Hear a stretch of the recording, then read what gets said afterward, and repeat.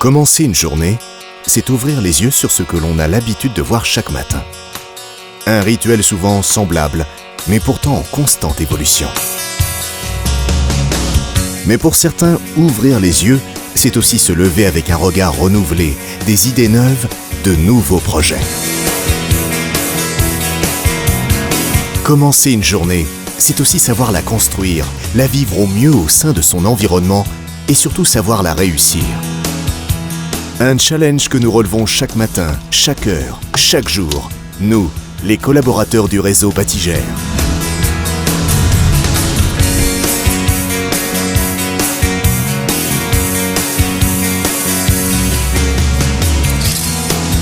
Commencer une journée, c'est par exemple découvrir un nouvel espace de vie, comme cette ancienne maternité de Metz totalement réhabilitée avec 147 appartements locatifs dont 8 logements neufs. Située dans un des plus vieux quartiers de la ville, cette réalisation conserve toute l'authenticité historique du bâtiment en affichant un label performant BBC Rénovation.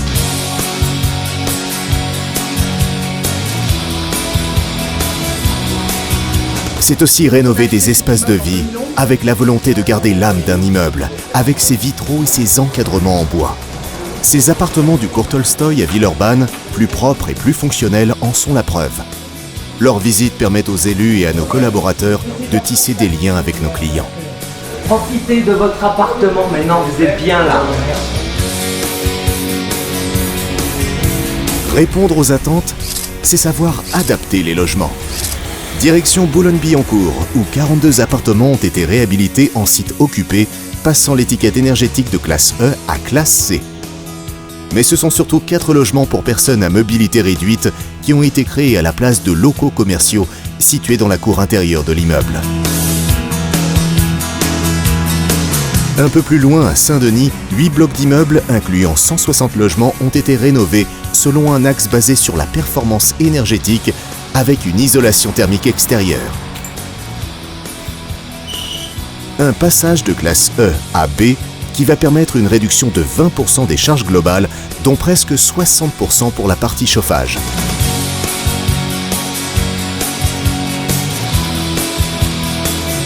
Cap au Nord à Watt, où 18 logements passifs vont prochainement sortir de terre. Un projet à très haute qualité environnementale qui a gagné le concours Innovation sociale dans l'habitat du Nord. Des logements pour nos locataires les plus âgés seront situés au rez-de-chaussée, leur permettant de bénéficier des services de la maison de retraite voisine.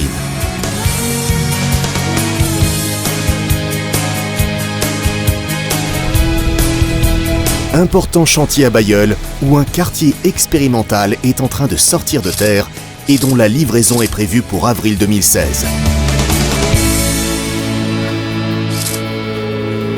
En partenariat avec l'association Les Papillons Blancs, qui s'occupe de personnes déficientes mentales, la volonté est de faire sauter les barrières entre personnes handicapées et personnes valides. Un logement standard locataire HLM Maison Flamande, un logement handicapé déficient mental. Et puis on est comme ça un logement sur 2 où une vraie mixité se crée. Et puis les clients vont pouvoir le matin, partant travailler, se croiser, faire vivre le bâtiment et puis revenir le soir tout bonnement, vivre normalement. Ça c'est exceptionnel, c'est une première. Habituellement, on est plus sur des formes de foyers où ils vivent un peu entre eux. Là, ici, ce sera vraiment un logement avec une autonomie à 100%. Une partie des services de l'association se trouvera sur place, ainsi que des bureaux, un restaurant, un espace animation, un médecin et un kinésithérapeute. C'est une première en France. Pour mener les projets, il faut évidemment de l'énergie, beaucoup d'énergie. Et le carburant des équipes du réseau, c'est la combinaison des compétences en société et des expertises mises à disposition par les services partagés ainsi que des rencontres régulières qui nous réunissent avec les décideurs sur le terrain. Retour à Villeurbanne dans la cour de cet immeuble également voué à être réhabilité pour évoquer 3 nouveaux projets dans différents quartiers de la banlieue lyonnaise. Et aussi ici à Metz où le maire participe à la visite d'un ancien foyer réhabilité en résidence sociale et permettant l'accueil des publics migrants ou ayant besoin d'un logement intermédiaire avant un accès dans le parc classique. On vient vous rendre visite. Bonjour madame. Bonjour. On peut vous rendre visite ? Le projet Vivre chez soi mais pas tout seul se concrétise à quelques pas de là par la pose de la première pierre de la pension de famille Maison de Trèves. Un mode d'habitat alternatif se dessine ici, liant le besoin de mixité sociale des personnes isolées à un soutien et un accompagnement social adapté. Ainsi, les projets et les investissements s'adaptent, les partenariats se développent, les initiatives locales permettent d'élargir nos savoir-faire.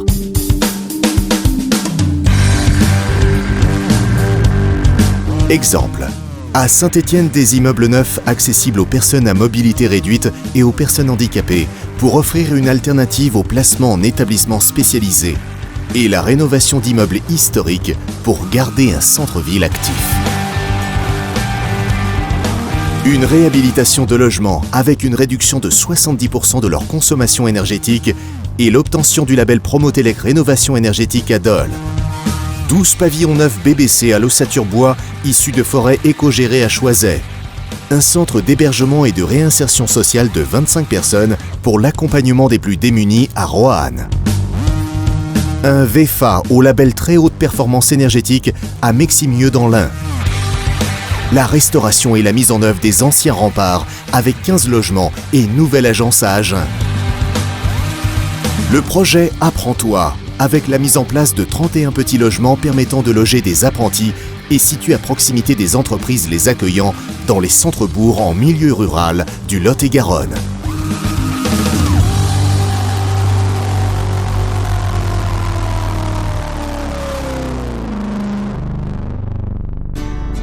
La force du réseau, ce sont nos valeurs. Un réseau humain et innovant, un réseau proche de ses clients.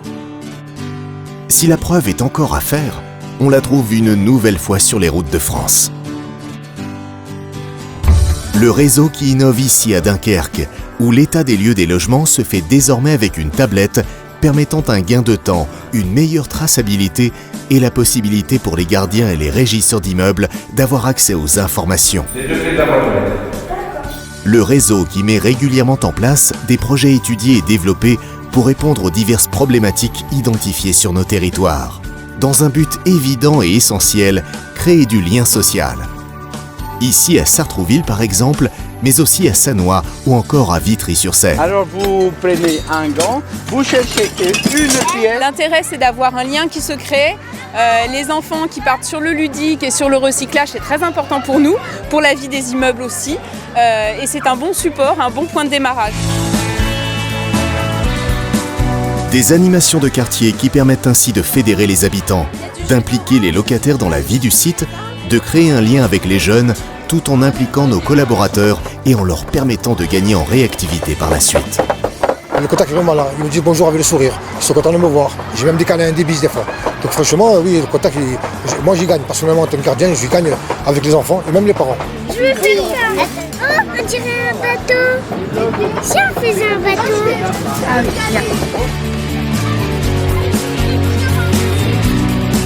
Des intervenants viennent ainsi animer les quartiers pendant une journée en proposant divers ateliers qui mettent l'accent sur les problèmes de prévention, de tri sélectif ou encore d'économie d'énergie.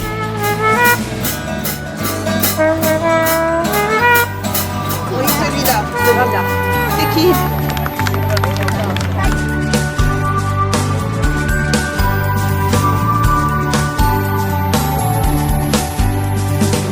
Autre exemple de projet social à Limay où une aire de jeu pour enfants a été créée. Pour que les utilisateurs eux-mêmes se sentent concernés par les règles de savoir-vivre appliquées au lieu, un concours de dessin intitulé « C'est moi qui fais l'affichage » a été lancé. On a souhaité les impliquer dans une démarche à travers le jeu, que ce soit le crayon coopératif qui puisse identifier les problématiques et eux-mêmes les mettre sur un dessin.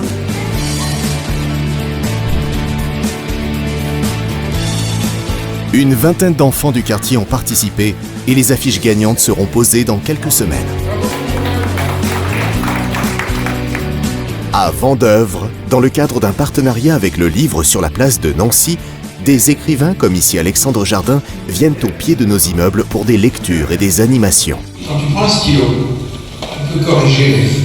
C'est-à-dire que tu peux raconter la vie en beaucoup mieux.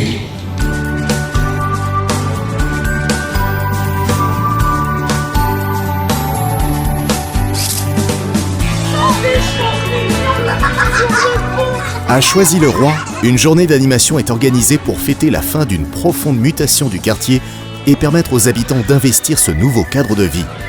Cité Sport propose notamment 3 activités, tout en concrétisant la volonté du réseau de promouvoir le sport. La signature d'une convention de mécénat avec l'association Frontball Développement va ainsi permettre, tout en assurant la promotion d'un sport moderne où chaque mur est une aire de jeu potentielle, de favoriser l'épanouissement des enfants dans un esprit solidaire et citoyen.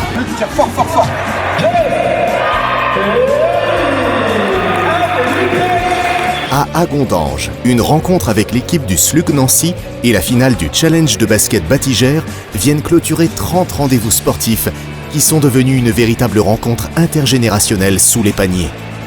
Véritable fête pour les jeunes et les familles, moyen de découverte du basket à l'école et possibilité de dialogue avec des champions lorrains et alsaciens, cet événement permet de fédérer et de dynamiser les quartiers depuis 21 ans.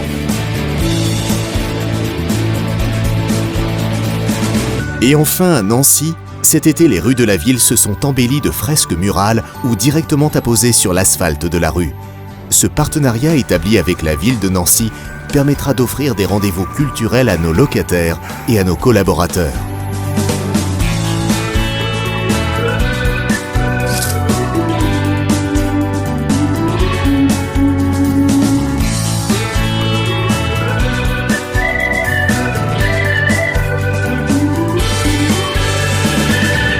Une journée du réseau Batigère, c'est donc ça. Des instants de vie, des projets, des envies, des regards, des sourires. Et surtout et toujours, l'envie d'aller de l'avant avec l'appui de tous nos collaborateurs dans le respect de nos clients et de nos valeurs.